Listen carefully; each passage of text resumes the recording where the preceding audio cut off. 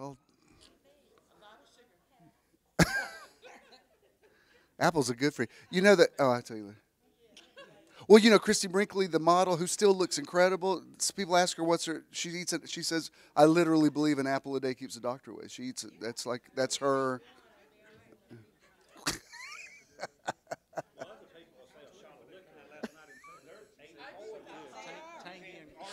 I shouldn't have said that. Now I got y'all riled up again. I just got you settled down. Now I got you riled up again. Don't make me come back there again. Don't make me pull this car over. It's a beautiful day. You know, on the ride over here, I was looking. I said that the trees were a little late this year, but they ended up being just spectacular. Even this week, they're probably not going to be here next week, but we have a few more hours of it just really being. Except when I'm riding with him, he's driving. He wants to just stop in the middle of traffic and take pictures of stuff. I'm like, okay, well, you know, there's a truck behind you, and you're not supposed to have your phone in your hand. But anyway, let's remain standing. We'll get officially started, and it's gonna be a good day today. Already feel the gratitude. Good morning, and welcome to Metron. Metron is measure or sphere of influence, and we want to help you find your Metron through motivation, enlightenment, transcendence, renewal, outreach, and networking. Today is your day to find your Metron, and we hope you enjoy the service. Good morning, Metron people. Give yourselves a big hand for being here. That's when you know you have a group of people with a good self-esteem. When I say give yourself a big hand, you're like, yay, us! We rock! These are my people. Those of you who are just logging on, we welcome you. It's going to be a great day today. The Thanksgiving week has begun, and it's a good one. Just get into it. Don't stress over the holidays, whatever your situation is right now. Just enjoy it for what it is. Be grateful for what you have, and be grateful for whoever's going to be there or who's not going to be there, or what you got to do or what you don't have to do. Just be glad. We're always happy to have Marshall Ruffin. As I told you, but at one time I even just considered him making him our permanent. I just love him so much. I wanted to have him every week, but it might be a little unfair to his schedule because he has his own career. But we're glad we can get him, and glad to have Corey with. Corey's company, her artwork is booming so much. She's hard to get anymore. We're glad it's like an Elvis sighting when she shows up. It's if you follow her on Instagram, Bones and Bloom is at Bones and Blooms. She just really makes beautiful stuff, and it's got a lot of favor on it. They're a very creative couple, and I always love what Marshall has for us. So I want to give him plenty of time today. Would you please welcome our friend and brother Marshall Ruffin? Marshall.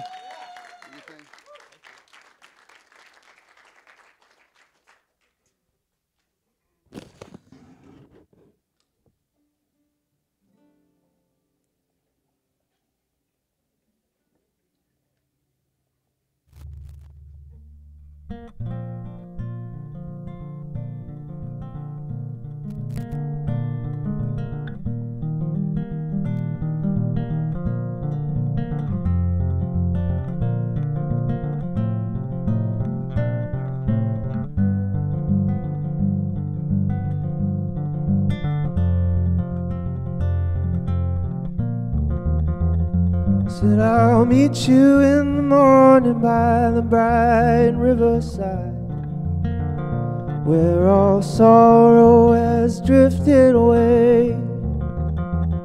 I'll be standing at the portal where the gates are open wide, at the close of life's long weary day. I'll meet you in the morning with a how do you do,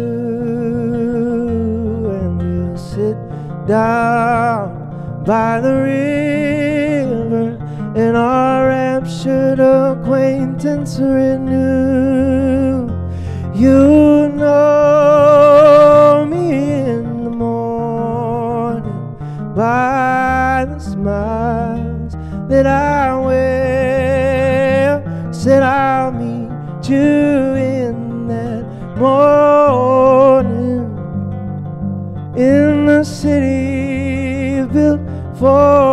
square.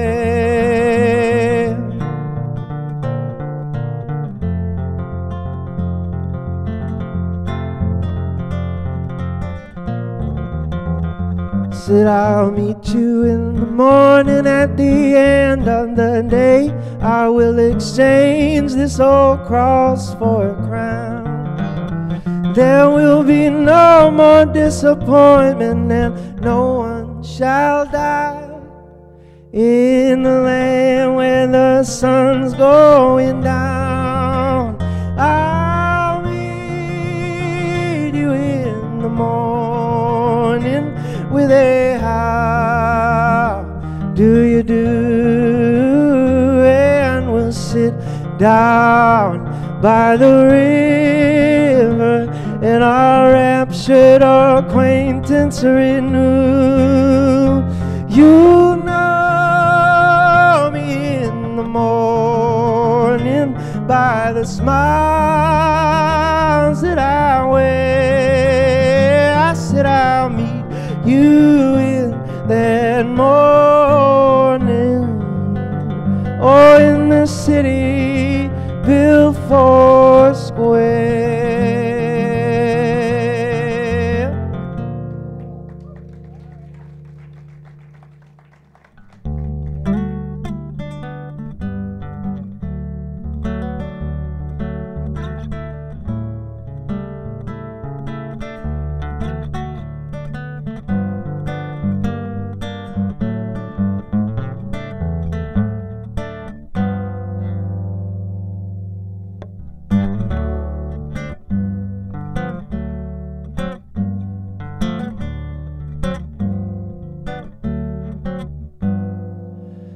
Well, the moon is broken and the sky is cracked.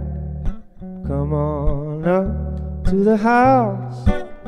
The only thing you can see is all that you lack. You better come on up to the house. Well, you're fussing and you're fighting, it won't do you no good. Come on up to the house. Get down off your cross, we could use the wood. You gotta come on up to the house. Oh, you better come on up to the house.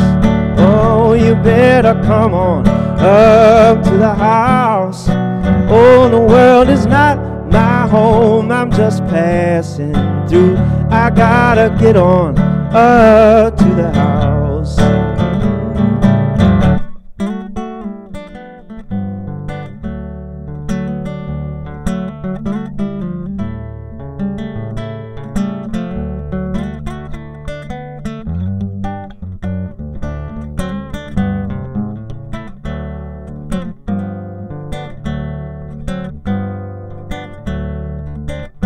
There's no light in the tunnel, there's no irons in the fire. Come on up to the house. When you're singing lead soprano in the junk man's choir, just get on up to the house.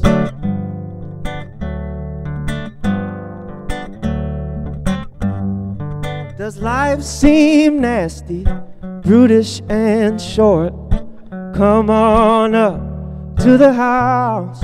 Oh, when your seas are stormy and you can't find no port, just get on up to the house. Oh, you better come on up to the house.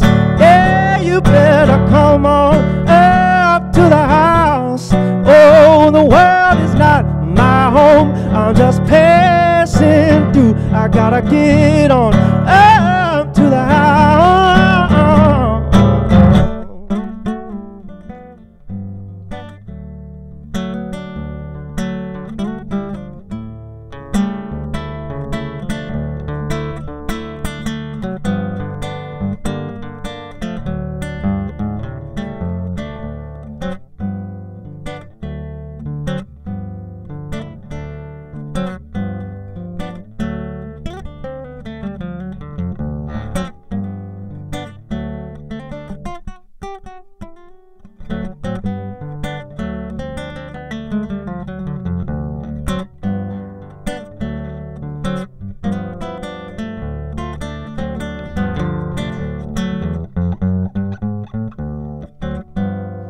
when there's nothing in the world that you can do.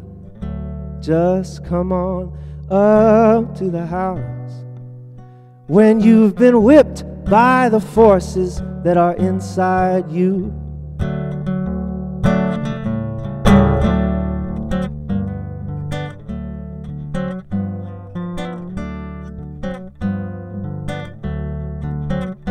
When you've been high on top of your mountain of woe, come on up to the house. Oh, when you know you should surrender, but you can't let go, you gotta get on up to the house. Oh, you gotta come on up to the house. Oh, you better get on up to the house. Yes, the world is not my home, I'm just passing through. I gotta get on up to the house. Oh, the world is not my home, I'm just passing through. Oh, it's not my home, I'm just passing through. The world is not my home, I'm just passing through.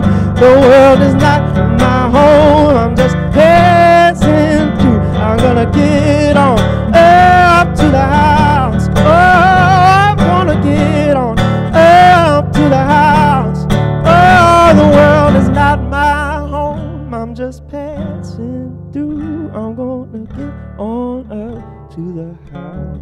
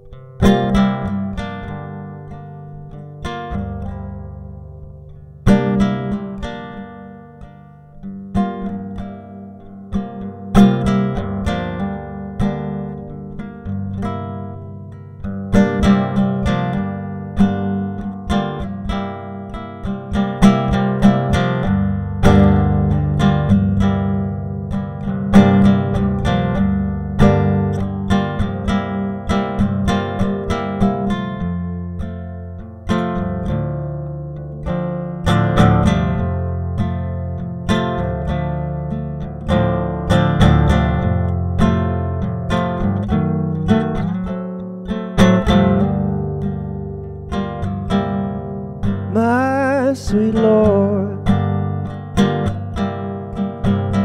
my Lord, oh my Lord, I really wanna see you, really wanna see you, I really wanna see you, Lord, but it takes so long, my Lord. My Lord, my Lord, I really want to know you, I really want to go with you, said I really want to show you, Lord, but it won't take long, my Lord. Oh, my Lord, my Lord. Oh, I really want to see you. I said I really want to be with you, but it takes so long, my Lord. Oh, my Lord, my sweet Lord, I really want to see you, I really want to see you, I really want to see you, Lord, I really want to see you, Lord, but it takes so long, my Lord, my Lord, my really wanna go with you. Really wanna know you. Really wanna show you, Lord. It doesn't have to take so long, my Lord.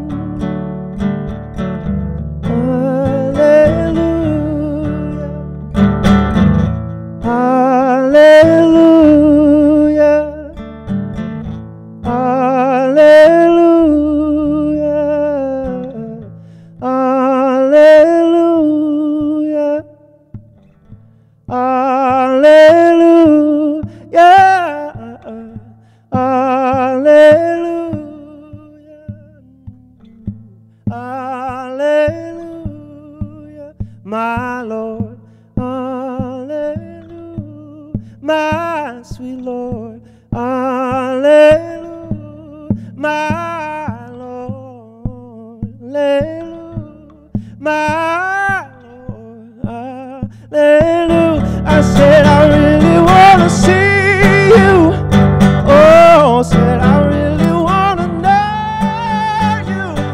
Said I really want to go with you. It doesn't have to take so long, my Lord. My Lord.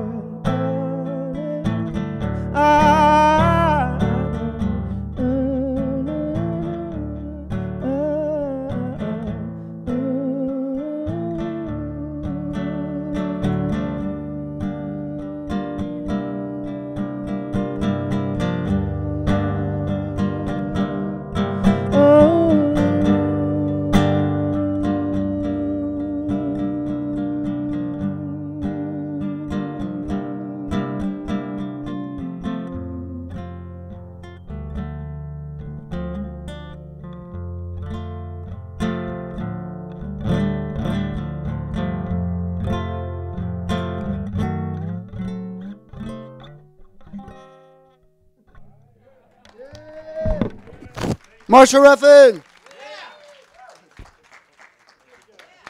I love it. Any day you got the Holy Ghost and the Beatles is a good day for me. Good job. Thanks, bud. You may be seated.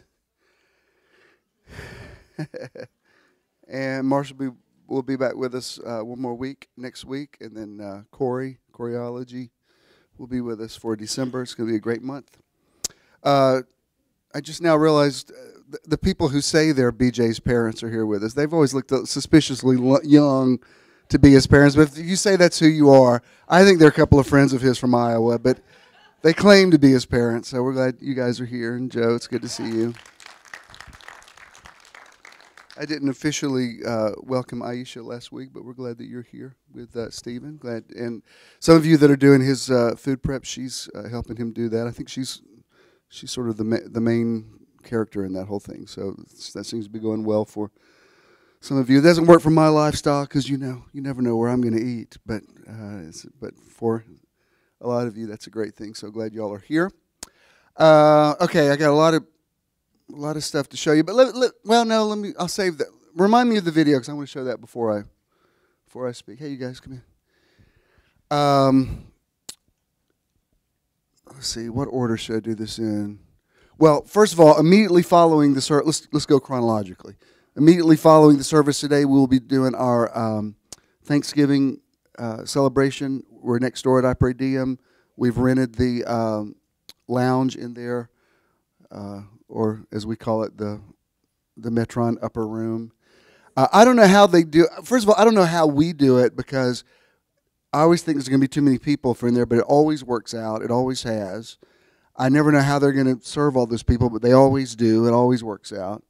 So it won't be turkey and dressing, but it's if you've never eaten at Opera Diem, it's a really good brunch place. So you don't even have to eat if you just want to come sit with us, and you can even order something to drink. We won't judge you. We don't even ask what you're drinking. We're just like, that's your business. Work out your own salvation.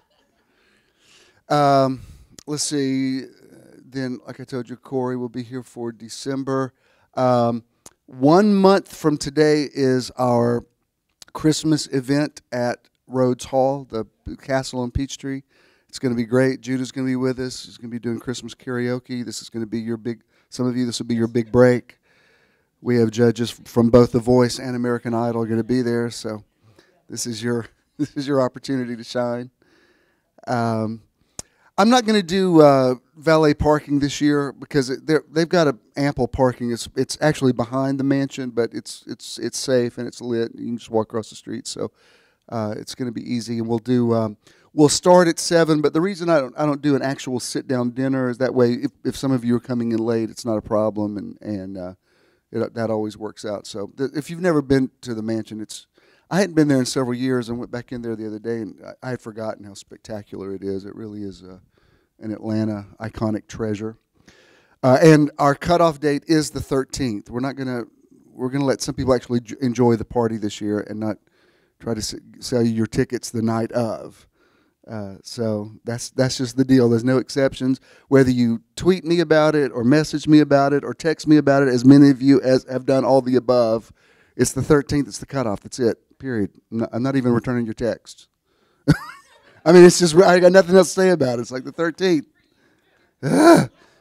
Anyway, if I don't return your text, yes, it's intentional. So it's just, I mean, read the shout out. I mean, I don't know how much more to do than other than just drive to your house. And, it's not, I'm not being rude. I'm just saying, we're communicating. I'm on every social media platform there is. Just click one. All right, so there's that. Then on the Sunday, the 23rd, we will not be here in the theater. We're going to Decatur to combine services with Spirit and Truth Sanctuary. That's going to be great. We had a wonderful time last year, and Pastor D.E. and I will be doing team teaching. If you don't know, that's my cousin, and we used to do a lot of that, and now we're kind of down to doing it once a year, but it's always a special event when we do that. And there's a kind of synergy that he and I have that's very meaningful. And they're really excited about you coming. I've gotten a lot of people that follow me on Facebook go to Spirit and Truth, and they're really excited about us being there. Yeah. It's great. It'll be great. So, and it's easy to find. So, last year I was amazed. Y'all were all there before I was. I was like, well, I hope some people from Metron make their way here. And I went, well, Lord have mercy. Everybody's here. Okay, our challenge this week that apparently only 2 of you observed. I didn't even observe it. I mean, I did it, but I didn't do it enough to photograph it. But was cardio. I know Fro did so. It was him and Patricia. And that was, you can't see it's a little dark there, but that was Avery. The rest of us laid around a lot this week. No, Patricia did. You need to put some of your pictures on, put the hashtag on, and I'll include you in the cardio. Patricia's doing the, Pat's doing the video. It's not technically video. It's actually it's live because he's Stevens. She's getting a cardio. Well, we need to get you got to get that hashtag on there. You got your hair did too. You're looking good. This week, and this is actually a part of living your best life. I just want you to express your gratitude. It's a great time to do it. So if there's something you're grateful for, take a picture of that, put it with the hashtag, because that's a part of being healthy. Is being grateful. I even posted a thing night before. Was it last night? Yeah, last night about how even when you're working on your body and making a better version of it, in the meantime, you still have to love what it is now. You can't be well and hate your body. You can't be mad at your body. You can't be mad at your body for aging or whatever. You've got to love it and cooperate with it. That's a very there's a whole spiritual aspect to it. It's not just the mechanical part of working out. It's how you feel about it and your gratitude for life and just being healthy, just being well. So that's your challenge for this week. Our outreach for this month, of course, is going to Tree of Life Synagogue there in Pittsburgh. So we're sending that. Next month, I think what we'll do, when I go to Spirit and Truth, I like to take an offering, so we'll make that our outreach for next month. And so I'm sure you're in agreement with that. Let me see. Was that everything for Christmas coming up? I haven't reserved a room yet in January for the next meditation weekend or wholeness weekend, whatever we're going to call it. But I'm pretty sure that seems like that's good for everybody's schedule. So go ahead and lock that in if you want to start looking for a place. I'll get a place this week. We're doing that, the January 19th and 20th. That's actually Avery's birthday. So I asked her, I said, have you been wanting to go to Unicoi? Because remember the year that we went to Collinwald on Jackie's birthday. She said, I've always wanted to go there. I said, well, this was your intention. We're all living inside your intention. She said, sure, Unicoi. Yeah, I've always, why not? That's not what she said. I just put words in her mouth. But anyway, it's going to be good. If you've never been up there, Helen's cool, little alpine village. You know what I just realized just this week, and those of you that live in Atlanta probably already knew this. I don't know why this went over my head. But I was thinking about, how Helen, they've made it like a Bavarian. I used to always think that Avondale Estates was the same thing, but it's not. It's supposed to look like Stratford-on-Avon, where Shakespeare was, which I knew that last year when I was doing the What About Mary podcast. She did that from there, but I never made the connection until this week. I was driving through. It's Avondale. It was Avon. I never connected those dots. Did y'all know that? I'm so embarrassed. How did I went to Decatur High School right down the street. I just never realized. Well, y'all live close to there. Did y'all know it was named after Stratford-on-Avon? See, they didn't know. Whew. Y'all, look at y'all being all smug. Like, yeah, we knew it. Look, I admit when I don't know something. Like I recently told you about, my whole life I never knew it was pampas grass, Pampas, till Francis. I swear, I just always thought it was like Pous, pampas grass. Like it was, I thought because it was a very ostentatious plant, like, oh, that grass is so pompous. Like, oh, it's like pampas grass. Oh.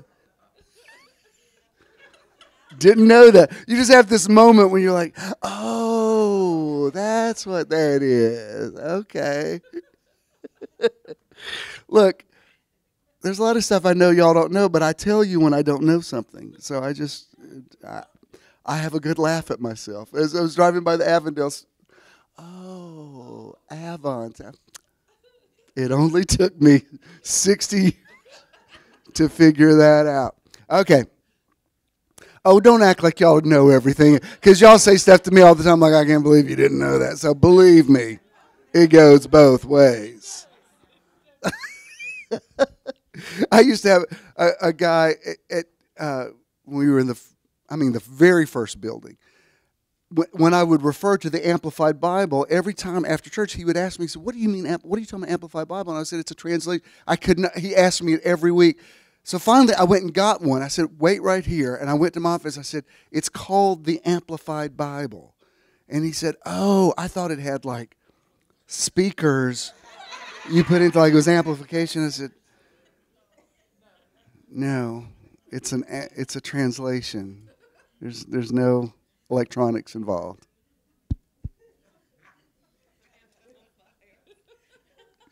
That's not as good as this is so many years ago, nobody would even know who it is. But the guy who came to me and said, you need to have me preach at your church. I said, I do. He said, yeah. He said, I was the Victorian of my graduating class at Bible college. I said, you were the what? And I don't want to be condescending, but he was being so swaggery about it. He said, the Victorian. I made him say it a third time. I said, the Victorian of your class? He said, yeah. You don't know what that is? I said, I know what the valedictorian is, but so are you the cross-dresser of your class? Because that was a movie about... So I hired him. He worked for me for several years. He never preached for me. All right, let's see. Is that everything I needed to know? Okay, I want to show you this. Somebody posted this weekend. I love this so much for a lot of reasons. I was thinking about, I can't even get my head around what people in California are going through right now. And so, I mean, we're living in an age now where the natural disasters are so frequent and so, and throw in all the shootings, everything. It's like your ability to be shocked is, it's like I'm past being shocked at stuff. I mean, I don't know how much to do thoughts and prayers and what, you know, it's like, it's a lot. But there's a scene here where he's flipping on the power and he's so excited they've got power. And I can relate to it in that if you've ever had a power outage, you don't realize how much you take electricity for granted until when you switch a light on, it's like the greatest thing that's ever happened. Or heat or whatever, yes. So this is a great little video about paradigm shift. And just let me show it to you. I think this is going to be okay with YouTube for us to show this. I'm alive! I'm alive! Yeah? Yeah? Oh, yeah! Hey, Christine! You're here too!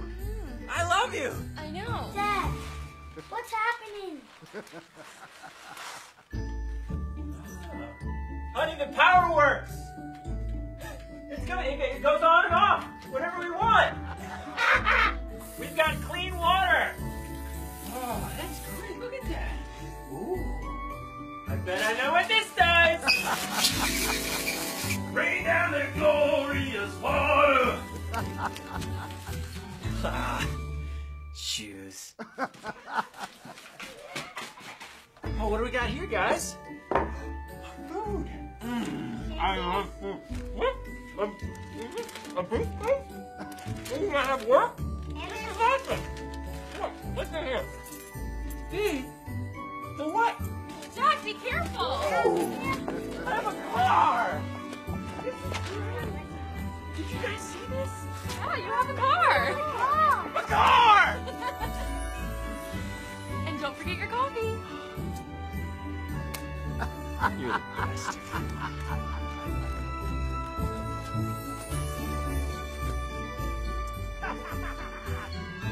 I love that. I mean, it's such a,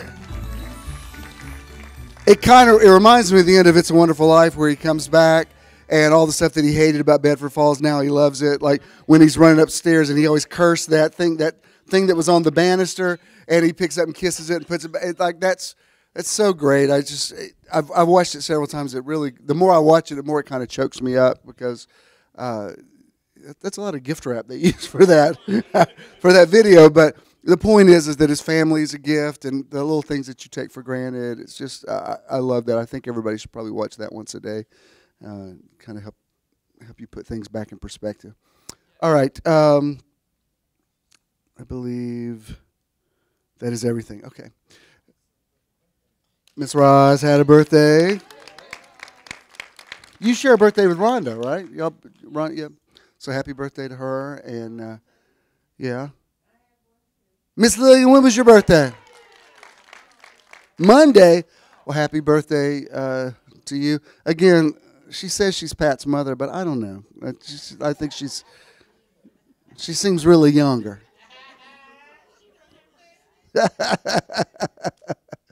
Yeah, happy birthday to everybody. I believe that is everything. Thank you. I see some people here I don't know yet, so welcome whoever is here. Glad you're here. Sometimes I can't see who's behind the lights, but there must be thousands of you out there. Are we ready for the podcast people? Invasion of the podcasters. Welcome to the Metron Live podcast, coming to you from beautiful, historic Midtown Atlanta. Metron people, give the podcast people a hand, a welcome. One thing I love about the podcast listeners, when they write me a response, it's like very excited. It's like, I don't know, there's something that, like there's lots of exclamation points and lots of OMGs and that kind of thing. So apparently the energy is being translated. So that's awesome. Many of you told me last week was the best teaching I've ever done. I mean, I was surprised how many of you said that.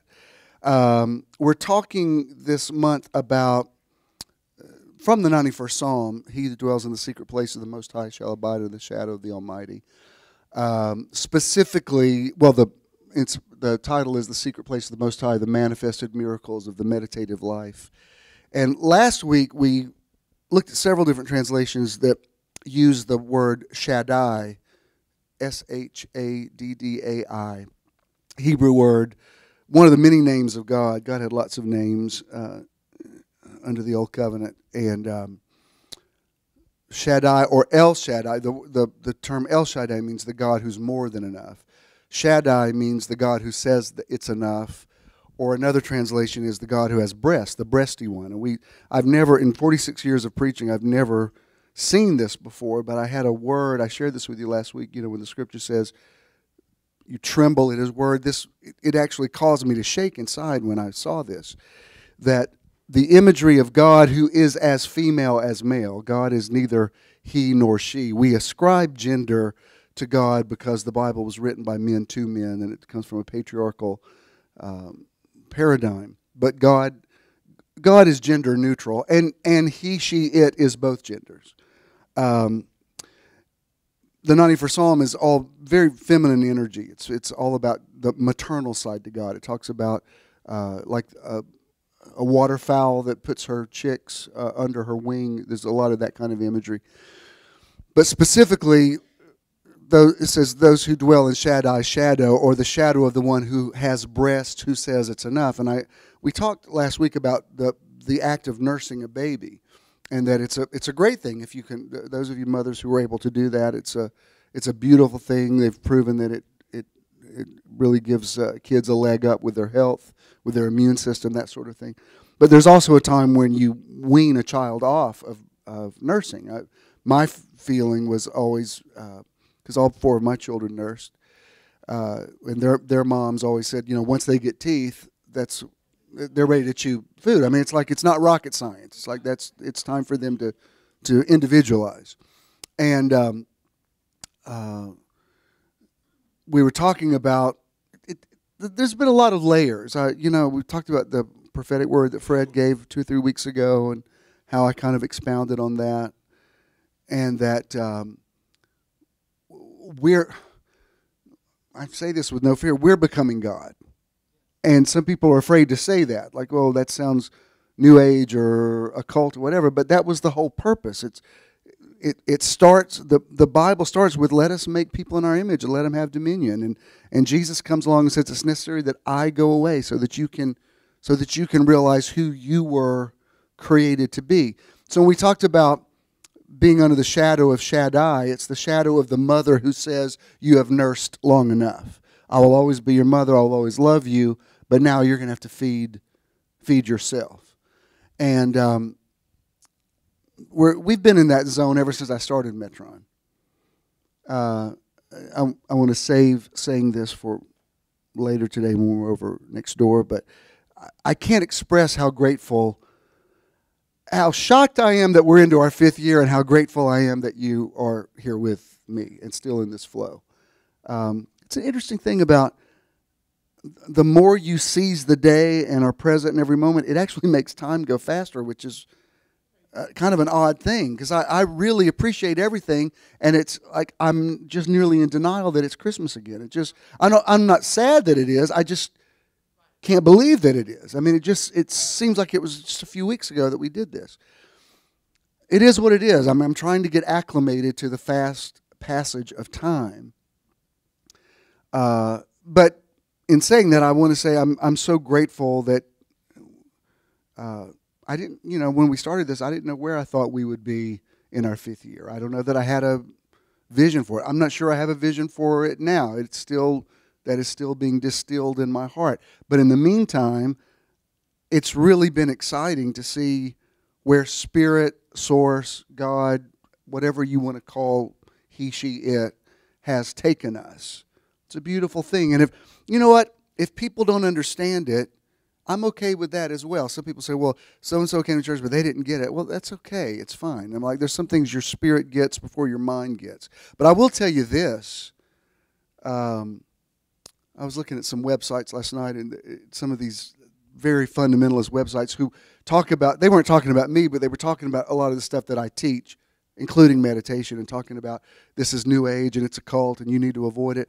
And I was thinking, we went to see that movie, I think y'all saw it, Boy Erased yesterday, it's a true story about gay conversion therapy.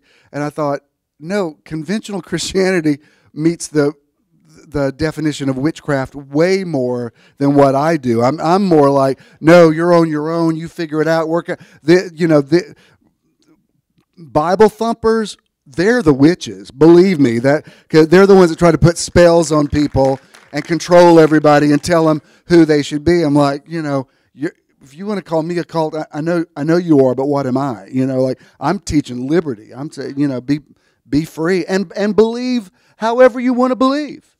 That's the amazing thing about. Oh, I've heard of that. Eddie said New Age bends more toward love. You mean like the 2 great commandments? Oh yeah, I've heard of that. There's a guy named Jesus talked about that. Jesus probably would have been called New Age had he been, and he would have much more in common with shamans and gurus than he would with the pastor of First whatever church. He just would. Anyway, let me, so that we'll have some context, let me go back to Psalm 91. I think I'm showing it to you in the Amplified. It's a translation. There's no amplifiers that you plug in. There's no electronics involved. The C there is Amplified Classic. They've actually, the last few years, actually tweaked it a little bit, so there's the Amplified. I prefer the original version. It's very little difference. But anyway, the Psalm 91:1 in the Amplified Classic says, "He who dwells in the secret place of the Most High shall remain stable and fixed under the shadow of the Almighty, whose power no foe can withstand." I like the phrase stable and fixed. Karen, I've noticed a couple of things that you've posted lately. Your point was saying it's not that the situation was what I visualized or even better. It's that I wasn't upset that it like that was the victory. I thought that's interesting. Because back in the day, our praise report was always, it got better. Yay! Which is fine, but there's a higher consciousness. It's like, I'm okay whether it gets better or not. That's Jesus asleep in the boat saying, oh, I'll say peace be still, but we're going to cross this lake, storm or no storm. That's, Leona, that's for grown folk. Do you know what I mean? It's like saying, I'm going to love Christmas whether I get anything or not. Remember, there was a time when you were a kid, it was, what am I going to get? What am I going to get? Now, as you grow up, it's a whole different thing. You enjoy it for completely different reasons. And that's kind of the way we are in our spirituality. But I like this because what this is saying is, yes, God has weaned you off of her breast, but you're still safe. You're still fixed. You're not, even the fact that Jesus says, if I go away, he will come, the Holy Spirit will come. He was saying, I'm not going to leave you comfortless. I'm not going to leave you orphans. Leaving you is not a bad thing. Leaving you is helping you grow up. You're always going to love your kids, but you want them to grow up.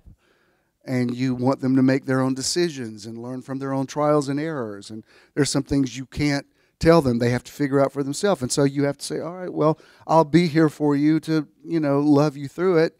You've got to learn yours like I had to learn mine. And that's basically what this is saying. Now, fast forward to the New Testament. When I first taught this, I talked out of Psalm where he says, the secret of the Lord is with them that fear him. We really looked at the word secret. And secret doesn't necessarily just mean private. It means serene. I mean, like you can be in a secret place still around people. Like I remember reading the biography of Susanna Wesley, who was the mother of John and Charles Wesley that started the Methodist Church. She had, I think, like 14 children. And this is back when there was no. This is like the 1700s. I mean, she was homeschooling. I mean, you're in a house every day with 17 or 14 children, and she had to teach them. She said I couldn't leave them because there was no child care, no daycare. So she said when I put my apron over my head, I would sit in the kitchen. I put my apron over my head, and the kids knew to leave me alone. That was her time to pray. That was her, and they respected that. When she put her apron over her head, like some mothers be like, I'm going to wear it all day long. I'm walking the house, putting that apron on my head. Y'all see this? But I thought, well, that was an intelligent way to find some solitude, to say, I've got to disconnect from this noise for a minute. And I'm sure it wasn't completely quiet. But the secret place is not, I mean, sometimes it's a literal prayer closet or whatever, but it's like, I've noticed this on all 3 of the meditation weekends that we've done. Everybody's together and there's a synergy that's created, and yet everybody's kind of in their own zone. It's a very interesting thing. It's like people are happy to see each other and there's a little bit of fellowship, and then once we get started, everybody goes into their secret place, and you don't have to be physically private to do that. But Jesus, in the Sermon on the Mount, when we get to what we call Matthew 6, he says, he was talking about the fact that Pharisees made a big deal about prayer like it was an art form. And you see, a lot of you came out of churches where people prayed publicly. That they weren't really praying. They were preaching a sermon that they called a prayer. You know, if you go to one of those events that everybody on the dais gets up and they start this, "Oh, great and mighty, beneficent God." You're like, oh, this is going to take a while, you know.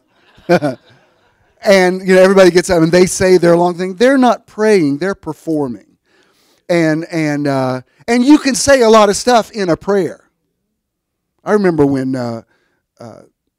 we used to do a lot of intercession, people would gossip in prayer. You could tell somebody's business in prayer. Lord, we just want to pray for Sister so-and-so because everybody thinks she's a hoe, but we know she really isn't. Well, okay, there was that one time we know about, but we're just praying.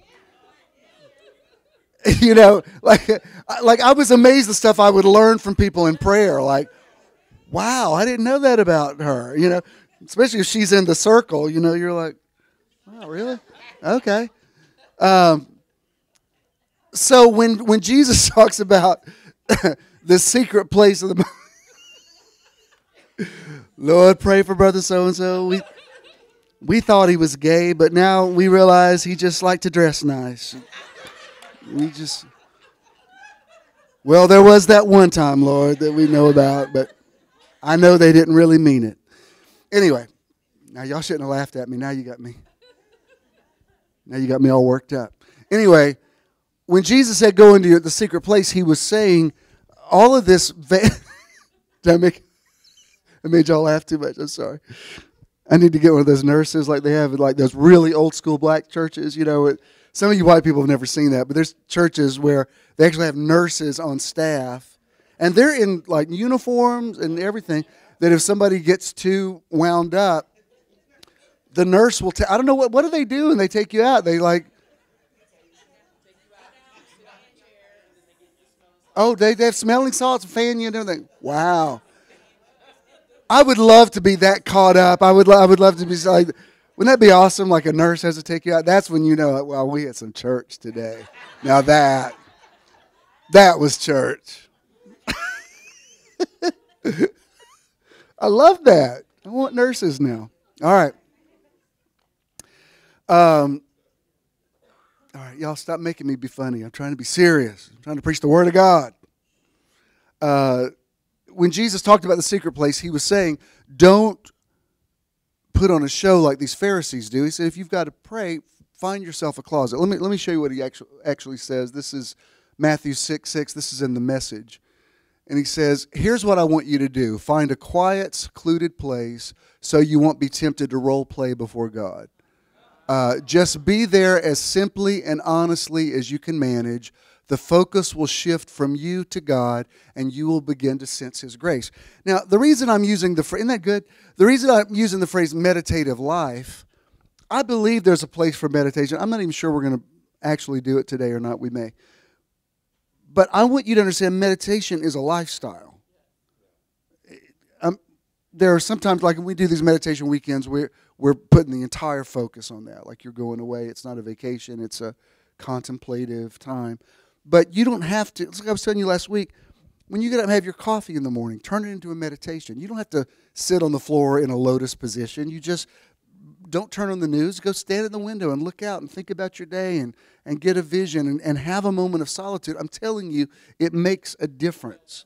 We live in too loud. Our life is too loud. It's too noisy, and there comes a time where you just need to be quiet, and even that doesn't even mean that you're like praying, making petitions, that kind of thing. It just means that you're just meditative.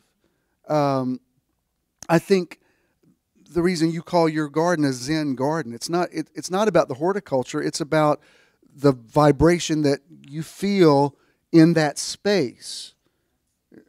I don't even think you're a member of the garden club. It's like but that's a different thing. There are people that garden for a certain reason. There are people who say, no, I want to create a natural space that's a place of solitude for me. If you've got, I think you've kind of done that. If you have a green thumb, that's fine. For me, that wouldn't be solitude for me. But you need to, whatever works for you. And what he says here, it's not about a physical prayer closet as much as it is just learn how to shut it all out and get yourself together. And you know what I find for myself? That space for me ends up much more about me talking to myself than it is about me talking to God. It's about me saying, all right, I'm getting too anxious. I'm being too distracted with this. I need to be quiet and sort of talk to myself. David encouraged himself in the Lord. And let me tell you, that's just as much prayer as you sending it out to some deity somewhere. It's the fact that you're speaking these words that are bringing order to your life. And I'm telling you, the internal world is affecting the external world. When you especially start your day off getting centered, look, if you have a long drive to work, then turn that into your prayer closet. If you're in the car by yourself, you have a place. If you've got traffic, so what? That just means you've got time to be alone with yourself. Turn the radio off and have a moment of solitude and prayer. And it doesn't have to be just constantly pray. It may be stream of consciousness. I'm like, when I'm quiet, I'll think about something and I'll say a little word about my kids or about my parents or something I want to happen or whatever. It's not just agitated prayer. It's just as my spirit is thinking of things, it's saying it, getting myself quiet. And when I find I take the time to do that, and that's why I call it the meditative life, miracles come from that. The tail doesn't wag the dog anymore. I find that wherever I go, the circumstances bend toward my inner serenity. I become the thermostat, not the thermometer. And you can do that. You could tell when you're around serene people. I can't tell you the times over the years I've gone to visit somebody in the hospital and they said, oh, as soon as you walked in the emergency room, I felt like everything was going to be okay. Well, it's because I already have the internal serenity. Jesus said, you're the salt of the earth. You're the light of the world. It wouldn't help for me to walk in and go, oh my God, what are we going to do? I mean, I got to, those of you that I've visited, usually I walk in and say something funny pretty much off the bat because I like to lighten up I'm not disrespecting the seriousness of your situation, but you've already had a stream of doctors in there with grim faces, I've actually had the nurse make me leave before, Bishop Swilley, you're getting the patient to worked out because I'm doing a comedy routine there. But people, lo and behold, they text me later in the day like they don't know what happened, but they let me go. And I'm like, well, you're welcome. I do what I do. What's the next thing I have? Is it I want to show you Mathew 6:6 in the Jonathan Mitchell New Testament. It's wordy, but I love these words. It says, "Now as for you individually, whenever you may by habit be praying, enter your storeroom or barn or granary or chamber." Remember, he's speaking to agricultural people there. So for them, a barn would be a place where a farmer would be up early in the morning, and he's, that would be his time to pray. And upon shutting or locking or barring your door or gate, pray to your Father, the one within the hidden realm or place.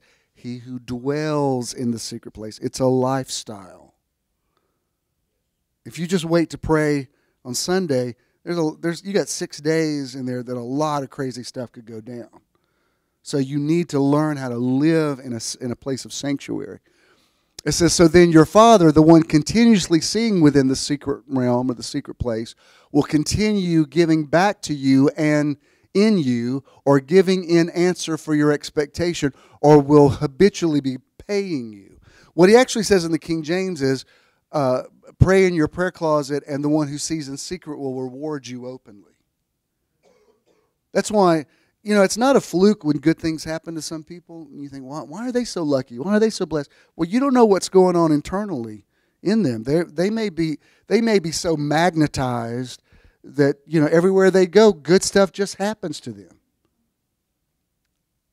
I thought of this a while back, but I've never been at a place in my life where I wouldn't even use the word calamity, but just had a situation that there wasn't somebody almost immediately to help me.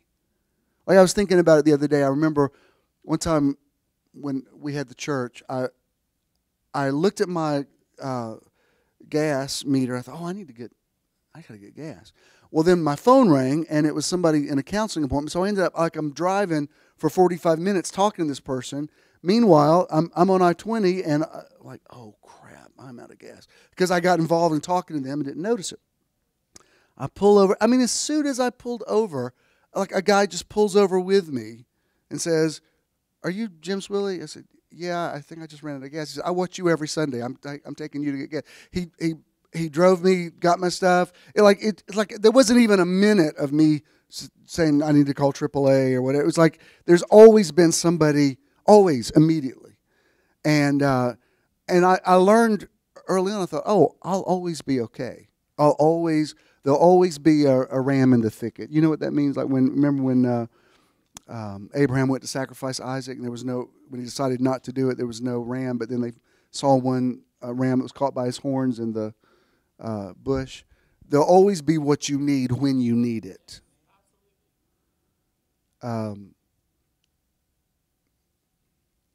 Stephen was telling me this week about their food prep thing, and he says, when I started it, we just started it, and I realized we'll have to work out some things with it or whatever, and I thought which they did.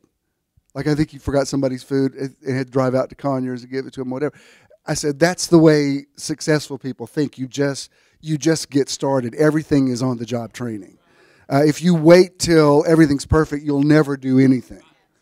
You just have to start stuff and say, well, we'll figure it out as we go, and when we realize something needs to be tweaked, we'll tweak it, but we won't know it till we get there. Cautious people never do anything. And people who never make mistakes are people that never accomplish anything. Some things you just learn by trial and error, and you say, well, I know that's not the best way to do that, but now I've learned that lesson, so I will graduate from that school. And you just remember, in a course of a day, there's 1,000 little lessons that I've learned. I just learned. When I come out of Publix, I know it would be so easy just to go over there so I don't have to turn right here and miss all the traffic. But I know, because I did turn there one time, and it's a one-way, and I got a $300 ticket. So that's a $300 lesson that now I think it would save me some time, and I see other people doing it. Because you're not driving against traffic, you kind of go in cat-a-corner, and there's no cars coming, and it would save you so much time to do it, but it's not worth it. I see people do it. I'm like, don't do it, Miss Seeley. He ain't worth it.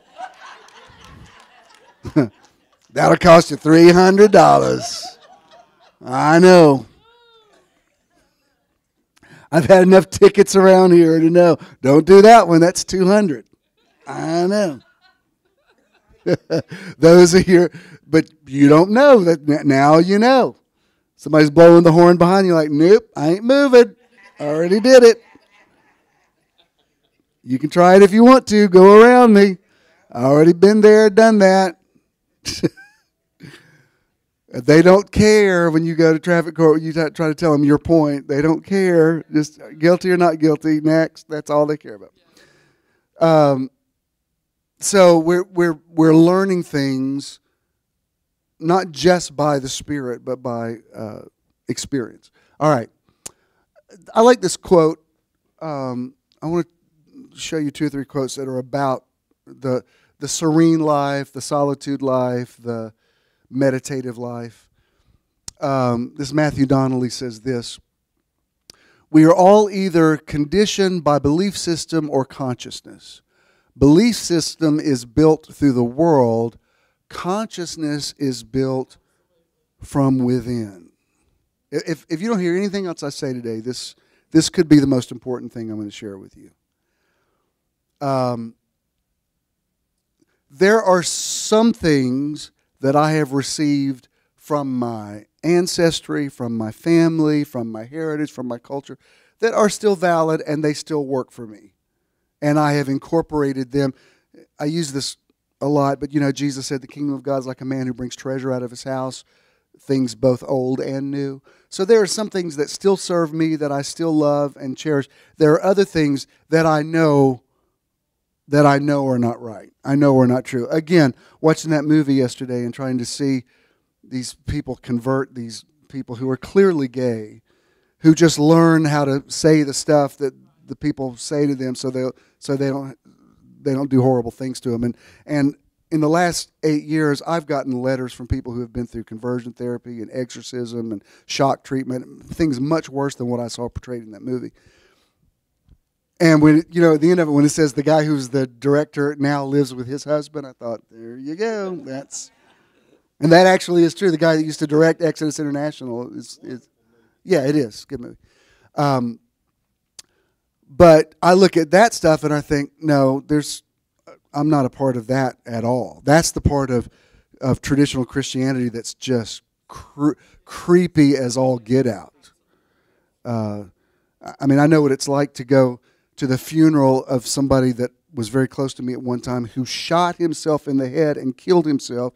And everybody in this funeral keeps talking about when Jesus called him home, Jesus called him home, Jesus called him home. And I wanted to say, I don't want to bring the room down, but I feel like I'm in crazy world. Jesus didn't call him home. Isn't there one person in this packed out church of 2,000 people that thinks it's a little odd that he blew his brains out? I mean, aren't y'all a little interested in that? Jesus didn't call him home. Like, this isn't, I came here to pay my respects. I don't think this is a celebration of life. I'm brokenhearted over it. This is somebody that kicked me out of his organization, and I'm not gloating. I went to bed for 2 days depressed over it. I'm so upset because I knew what the real deal was. I knew what was really going on with him and couldn't tell anybody. And then I'm looking at all these people who are in such unbelievable denial. Even people close to us who turn around and go, isn't this beautiful? I'm like, there's nothing beautiful about this at all. This is sick and twisted. Yeah. Does that mean I hate Jesus? No, I don't hate Jesus. Does it mean I hate things from my past? No. Marshall sang that song, I'll Meet You in the Morning. I've already told him. I said, look, when my dad goes, if he goes first, you have to sing that at his service. I already feel emotional about that. Those are beautiful. I love those kind of sentiments. I'll meet you in the morning with a how do you do. It's a great lyric. We'll sit down. I'll meet you in the city that's built four square. My grandfather loved it. I feel very connected to that kind of stuff. But could I go to a church and pretend like everything's okay when people shoot themselves? And say Jesus called him home? No, I'm on the other side of that. I can't live in that kind of. If nothing else, let's come here and honor this man's life, but let's don't pretend like he didn't commit suicide. Somebody needs to stand up and say, we'll deal with that. Let's just honor what he did in the ministry. Fine, I'll do that. I'm not trying to make this a symposium about suicide. I'm just saying y'all are freaking me out because you're not even in touch with human emotion. Sorry. I didn't realize I still felt so passionately about that. But what I'm saying is those are things that you learn from consciousness. And I'll tell you this. The things that have been revealed to you in consciousness, nobody can take away from you. They can quote Bible verses to you till the cows come home. You'll be like, yeah, I'm familiar with that. God bless you. But no, this is what I know.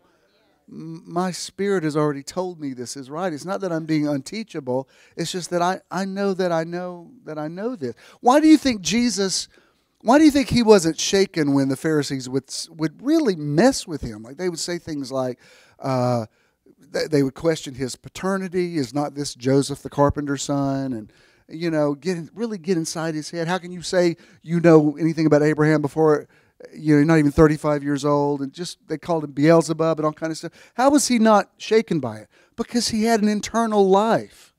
He'd already been up on that mountain all night long. Consciousness had already revealed to him who he was. He'd already won the battle with his thoughts. So when people would say, Pilate could say, make a defense for yourself and we won't crucify you. And Jesus would say, you have nothing in your hands. This is you're not calling these shots. I've decided to do this. Man, that's somebody that's very centered. Because I'm thinking, for the most of us, if somebody told you, we're going to drive nails through your hands unless you say, I'd be like, what do you want me to say? What do you want me to renounce? Just don't nail me to wood. Jesus is like, well, do what you got to do, but I'm already resigned to this thing. That's serenity. Psalm 112 says, the man whose heart is established is not afraid of evil tidings. You know what? I don't know if you've experienced this or not, but I've noticed when there really is a big time situation, I get really calm. This week, I had to take my dad to the endodontist because he's in a series of dental work that he's at a stage where it's difficult to explain to him what's happening. That adds a whole other dimension to it. So I brought him in. Mom went with us, but I took him back there, and the great guy, endodontist, was there, really sweet guy, and was explaining to him what was going to happen. And I could tell the more he explained it, the more stressed out Dad was getting. It's just, that's not the way his mind works. So I finally said, Dad, look, this is what we've got to do. The man had explained it 5 times in a row, and it wasn't. I know my dad's body language enough. I thought, I need to get out of here. They just need to get started. So we go sit out there. I went and got my mom something to eat. Came back. Well, they come out in 30 minutes and said, we're calling 911. Your dad's blood pressure is 210 over something. We've got to stop right now. And I said, oh God. I said, can I go back and talk to him? I said, yeah, but we have to call 911 now. He can't. His blood pressure can't be this high. I said, if you just give me 5 minutes, please. He was not responding. We didn't know if he'd had a stroke. He wouldn't say anything. He wouldn't say anything to them. He was just catatonic. And I sat down and started talking to him. It took a minute, and I said, Dad, I need you to, I know you don't understand what's going on, but if you don't start responding, they're about to take you to, put you in an ambulance. He starts speaking. I said to the nurse, I said, I know we're being a pain. Would you just take his blood pressure one more time before because if you think it's bad now, wait till I take him to an emergency room. He really ain't going to like that. Took his blood pressure, 175 over 80. It was totally back to normal, like within 4 minutes. But I thought, if I get panicky, this thing's going to escalate and get really bad, and then I'm going to be calling the funeral home to come get his body. I don't want him to leave from this building. We talked him down. We've still got to figure out how to get the rest of it done, but he went home. He's fine. We're doing Thanksgiving. We got through it. But it's one of those things. It's like my first book, which is now sort of officially out of print. We tried to decide if we were going to do it again. I think I'm good with let that one go. But the point of it is still good. we don't necessarily control everything that happens to us, but we control how it's going to play out. And that's why, when Jesus was going to heal Jairus' daughter, they came to him and they said, don't trouble the master anymore, your little girl is dead. And Jesus turns to them and says, be not afraid, only believe. In other words, he's saying, your reaction to this thing is going to determine whether I can do anything. So if you freak out, she's going to be dead and stay dead. He just said, put it in neutral. And that's when he went, raised her from the dead. So I'm not telling you to be out of touch with reality. What I'm saying is when you live a meditative life, you start controlling the atmosphere. I mean, frankly, that group of nurses, they were kind of amazed that his blood pressure went down that quickly. I mean, in a matter of 3 minutes, we went from we're calling 911 to he's fine, you can go ahead and take him home. I mean, that's a pretty dramatic shift. But we're determined that. I mean, I wish I could talk him into total restoring his mind, and maybe we will. Dr. Sheila's working on some stuff now, like Alzheimer's sometimes is very connected to certain vitamin deficiencies. I'm like, hey, let's try it. I'm open to all possibilities. It doesn't mean we're denying what the doctor says. We're just like, well, all right, what you got? She went and tested him this week, and she said, your parents have deficiencies in certain things. I'm like, all right, let's figure it out. I'm willing to think we could be the first people to, say, let's reverse this. Let's bring him back, I'm willing to, but if you're quick to panic, you'll never reach that. You got to learn to be cool when other people are not cool. You got to learn how to sleep in that boat when the storm. Jesus was a whole other level when they were saying, do you not care that we perish? He was asleep in that boat. Until you can sleep in the boat in the storm, you're not doing this yet. Yeah. All right. Elmar Hussein says this, fall in love with yourself and everyone will love you. Listen to your inner voice and everyone will listen to you. Change yourself and everything will change. Learn how to regulate your internal world and the external world will be automatically regulated. This is why you say it's a good day at the beginning of the day, not it was a good day at the end of it. You go ahead and decide. I've said this to you before, but I'm totally serious when I say it. Walked into Starbucks and they're playing James Brown. I feel good. Na na na na na na na. I knew that I wouldn't. I thought that's it. That's very deep. It's not that I feel good. It's that I knew in advance I would feel good. That's what I'm talking about.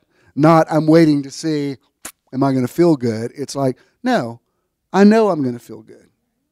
I mean, I won't go into detail, but I had one reason I wrote a healing thing last night is Friday night I had a little situation that could have gone, it could have gone very negative for me. And I thought, all right, I'm going to be okay tomorrow.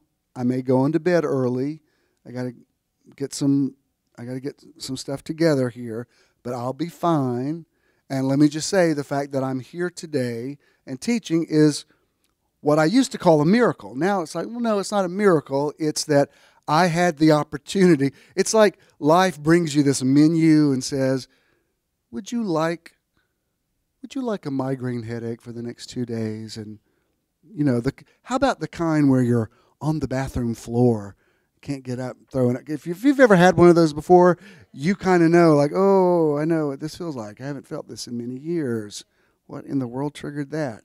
And there's certain things you do. It's like, all right, I'm going to go into bed, but I don't have time for this. I know how to get myself back together and do certain things. And yesterday he said, "You want to go?" I said, "Yeah, let's go. I'll tell you if I don't feel like it, but let's go get out in our day." And we did, and I'm fine today, and I'm back to 100%. But it could have gone the other way. I might have had to text Marshall today. Marshall, we need you to preach after you sing. Just expound on your text. Now, Charles already told me, Charles said, anytime you're not here, I can preach for you. I'm like, you better watch yourself. They'll be looking for an opportunity. Charles will be saying, you sure you don't need some rest today? No, Charles will do a great job if that ever happens. All right, this is Psalm 4:4. I've taught you this before. It's where in the King James it says, meditate with your own heart upon your own bed. Here in the Passion Translation, I like it the way it says this. It says, be still upon your bed and search your heart before him. Pause in his presence.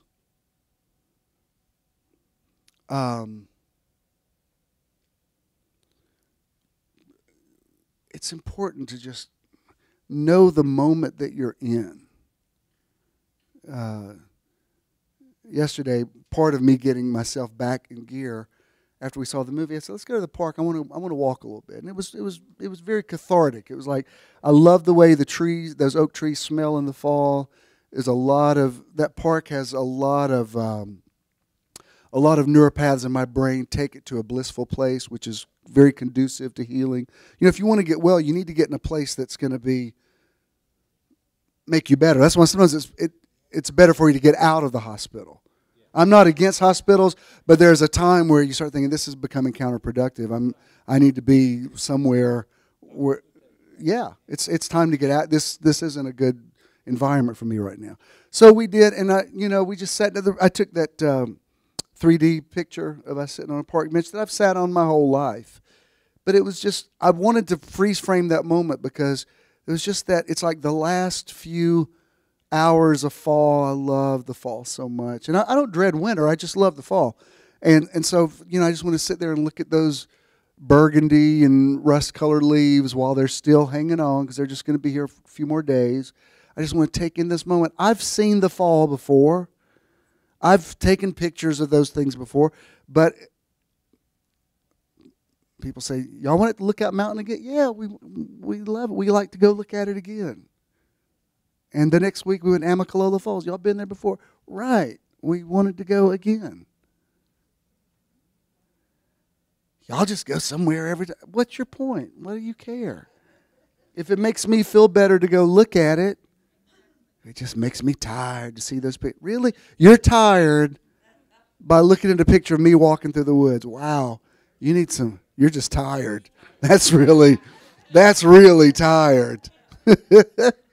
All right.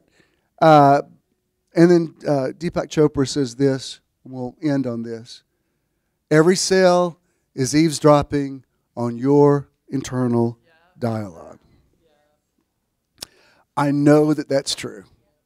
There's some things that Chopra says, I'm like, maybe not. He gets in some areas, it's like, that's not really my thing. I'm not against it, it's not my thing. But that,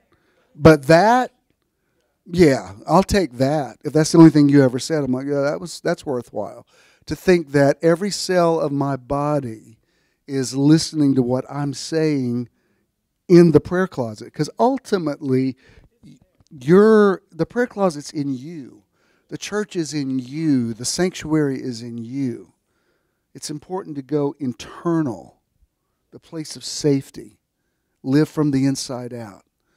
And that's where, I had to do that Friday night because I could tell I don't like where this is going. I haven't felt this in years, and I don't know what in the world, but I said, I'm going to go lay down. But I wasn't just laying there. I was inside me saying, all right, you need to get through this.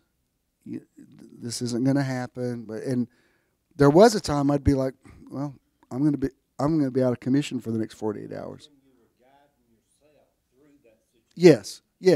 And you can't ignore symptoms when they come to you. You're like, oh, I know what this feels like. I've got to pay attention to it, but I've got to deal with it in a certain way.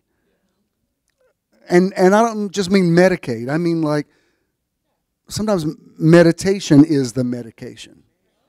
I'm not telling you not to take your meds. I'm saying sometimes before you just start popping pills, lay there for a minute and think about, all right, what do I need to do? And listen to your body, because sometimes your body will tell you you're not hydrated enough.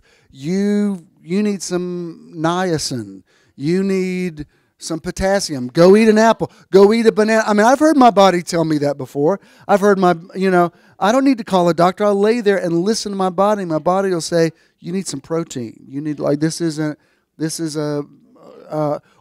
you'll just think about, there's maybe something here I can tweak just a little bit that's going to make me feel better. And sometimes it's just some fresh air. Sometimes it's something as simple as that. But you don't know if you're just like, call the doctor. Now, again, if you're having a heart attack or something like that, yes, don't say, Bishop said meditate. No, call 911. But even then, when you're in the ambulance, get quiet and say, I need to get a grip to what's happening to myself and talk to myself. I've always, David said this in the Psalms. He says, wait on the Lord and be of good courage, and he will strengthen your heart. I've always felt like that had a physical meaning to it, not just strengthen your heart in the sense of your spirit, but that muscle that pumps blood. I've done that on many times, having chest pains or whatever. I'm like, okay, wait on the Lord, and he'll strengthen your heart. Again, it doesn't mean that you don't pay attention to health issues and stuff like that, but this is why you got to like your doctor, and you got to believe. If you go to a doctor, you got to believe what they say, or whatever, because you have to find harmony. You have to find agreement. Look, agreement isn't just about give me your hands and let's pray. I've had lots of people hold my hands and speak in tongues that I wasn't in agreement with. Sometimes they were praying their own agendas. Agreement actually rarely involves prayer. Prayer is the tiniest part of agreement. Agreement's more about, let's talk about what we're going to do. Those of you in marriages that have this, where you sit down and, we've got a situation, we need to decide what are we going to do about this. That's agreement. If you're on the same page with each other and you get a plan for how you're going to deal with this financial crisis or whatever, that's agreement. You don't need to pray. Y'all need to agree. What are we agreeing for? One can put 1,000 to flight. Two can put 10,000 to flight. Okay, let's find that synergistic thing that we create together. How can two walk together lest they be agreed? I'm just going to tell you, if you're in a relationship where you're just at odds all the time, and there's a little bit of contention that's good, that to bring out the best in each other. Like we went to see the Bohemian Rhapsody, and there's a thing, and I didn't write a review because there's a part of it. If they say this is Freddie Mercury's story, then fine. There's a part well into Queen's success where he finally tells his wife he thinks he may be bisexual. I'm like, seriously? The band's name is Queen. Like, really? I mean, this is just too implausible. If that's your story, fine. But like, Freddie, we all knew you were gay. Come on. That being said, there's a thing at the end of it where he left Queen and started his own band, and he came back to them, his original guys, and he said, I hired these guys who do everything like I tell them to do, but I need you to argue with me. Like he talked about how the dynamic of those four guys working together created that unique sound. And what made Queen so iconic is when you hear a Queen song, you automatically, even if it's not one of their hits, you automatically know it's them. That's the true definition of a star. Like you hear them and immediately you know, oh, that's them. If you have to say, who is that? That's not a star. A star is clear. So I like that. There's give and take and that kind of stuff. But even with that, there needs to be just some agreement. You can't go through life just in contention with somebody all the time. It takes a toll on your body. You've got to, there's what was the song from the 70s? There ain't no good guy, there ain't no bad guy, there's only you and me, and we just disagree. Sometimes there's somebody that's a perfectly nice person, where you just say, it's not you, it's that we don't flow together. And you need to be with somebody that flows with you. Because if I can't find somebody to flow with, I'm just going to flow by myself. Because I've got to, I'm telling you, as you get older, when you're young, it's cute to throw stuff and scream and holler. Well, after you get about 30, 40, 50, 60, that stuff's not funny anymore. You know what I mean? Like you're with somebody that's like breaking stuff and getting in the car and screeching off and leaving you stranded somewhere. You're like, no, I already did junior high. I already been to the prom. We're grown people. No, you need to go find you a child to be with, because I got to do the grown-up stuff. I was just recently with somebody very close to me who is in a situation like that, and I saw this person get left. Just left. The other significant party got in the car and just called an Uber and just left them there. And I wanted to say, I know you don't listen to me, but you deserve so much better than this. I mean, after you pass 50, you don't need to be with somebody who's just going to leave you over something. They think you looked at somebody. They're going to leave you. You know, if you ever leave me somewhere, I'm going to be like, I love you and all, but we can't do this. We can't do this. Yeah, bye. Look at me getting smaller and smaller in your rearview mirror. Take a good long look. Cause I can't do it. You're cute and all, but I'm grown. But those are things that you learn even in your spirituality. That's the way I feel when somebody comes to me now and they want to scream certain Bible verses at me. I'm like, baby, I know those verses. Really? I've written books about that. I was preaching before you were born. That's cute and all, but you don't even want to match wits with me about Bible verses, because I'm going to win that argument, and I'm not even interested in having that argument with you. Yeah, what the Bible said. Baby, I know what the Bible says. Now you need to go argue with somebody who cares, because I don't care. Where did that come from? It comes from consciousness. You live your truth.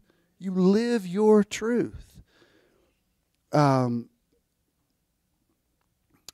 what I want to leave with you today. Hey, Avery, did we tell them a certain time? We told them 1:00. All right. Then I want to give. I think we won't do a meditation today. I want to give the team time enough so everybody can get over there at the same time. So I think we'll go ahead and wrap it up today. And you're all welcome. You don't have to have there's no tickets to buy or anything. You're just welcome to come over there. It's very moderately priced. Did you get anything out of this today? Yeah? That was a good yes. I like that. That was a yes with several syllables in it. What?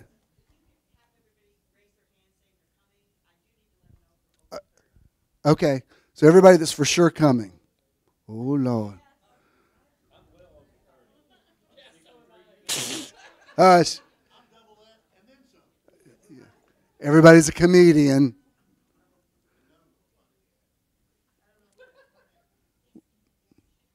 Did you get it? All right. All those hands, I was about to have every head bowed, every eye closed. Just as I am. Okay.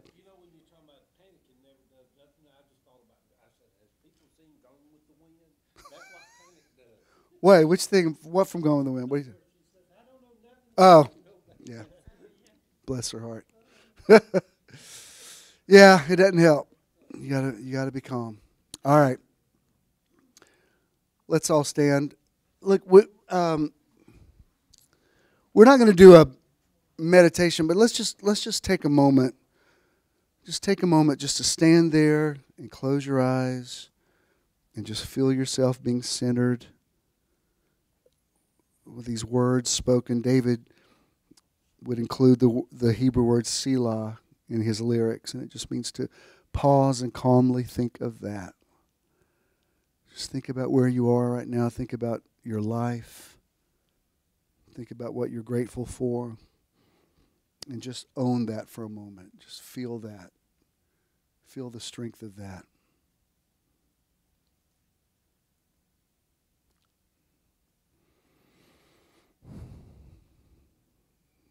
Just take some deep breaths. Feel yourself relaxing, being at peace, settling down, being calm.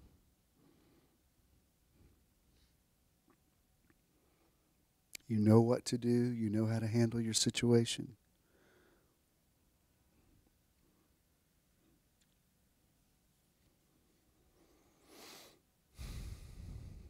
Beautiful.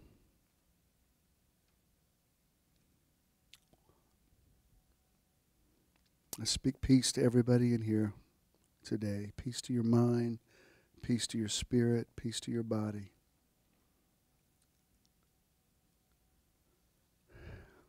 Beautiful.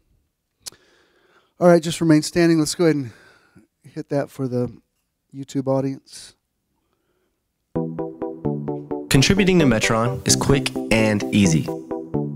Simply text the amount you would like to give to 404-620-5044. And now you can give anytime by texting this number. You will then receive a one-time registration form that links your phone number and opens your account at SimpleGive. Easy peasy. Complete the form and you will then receive a successful registration and donation page. For additional information on your account, visit bishandthenow.com and click the Support tab. Then, My Online Donation. When you contribute to Metron, you're also supporting the charity or organization of the month. Thank you for your investment in Metron. Thanks for coming. I got to see a lot of first-timers. I'm glad that you're here. Welcome, all of you who have come in. Hope you'll come more often. If you have a check, just make the JESM, and Danny will receive that. If you have cash, pay it forward. You might want to pick up somebody's tab today at lunch, or if you want to bless Marshall for being with us. And I know that whoever is the recipient of that would appreciate it. All right. Those of you that are going with us, I'll see you over there. If you're not, I speak a blessing over you. Have a beautiful Thanksgiving. If you're traveling this week, you're blessed when you go out. You're blessed when you come back in. Blessed in the city, in the country, in the basket, in the store. There's peace in your home. I bless your families. There's peace around your tables. There's harmony and concord and all that good stuff. And that you have very much for which to be grateful. And you wake up tomorrow saying, this is the day the Lord has enabled me to make. I will rejoice and be glad in it. God bless you. Go in peace. I love you. Happy Thanksgiving.